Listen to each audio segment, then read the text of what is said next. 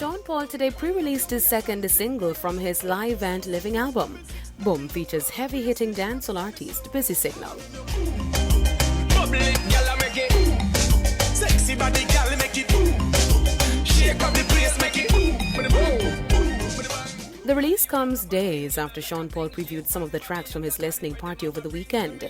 The Grammy winner, in an interview segment, spoke to the overall mood of the album, which is filled with collaborations. I wanted to say certain things for a long time, especially about... Yeah, you talk about the system. Yes. Yeah.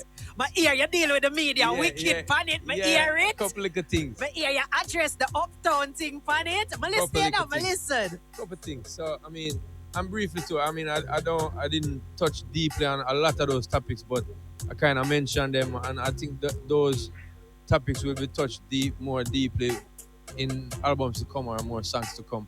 But yeah, the mood I'm in right now, I want to get on with my life. Yeah, I want to party the same way. I want to entertain people the same way. But I also want people to kind of take in certain things right now. I think that us right now in Jamaica, we need to work together a lot more than we have been doing. So the subtone of the album is, collaboration over clash. Let's get the cash. Let's go ahead together and do that. Now, the album boasts 16 tracks, with all but one featuring an artist, Lionheart.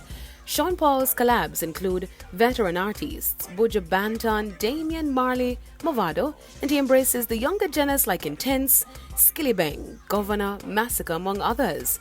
The Dirty Rock artist also pre-released the track Real Steel featuring Intense. They're available on all digital platforms. Anticipation is high for the album, Live and Living, executively produced by Sean Paul's label Dirty Rock Productions, which is set to be released next weekend.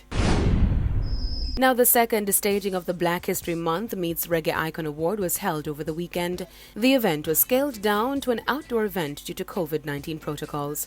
This year's recipients include Reggae Ambassadors Third World and pioneering businesswoman Patricia Chin, co-founder of VP Records. New this year, the Marcus Garvey Award was presented to Alexandra Odat, an attorney at law and activist who is a member of the Black Lives Matter Alliance of Broward County.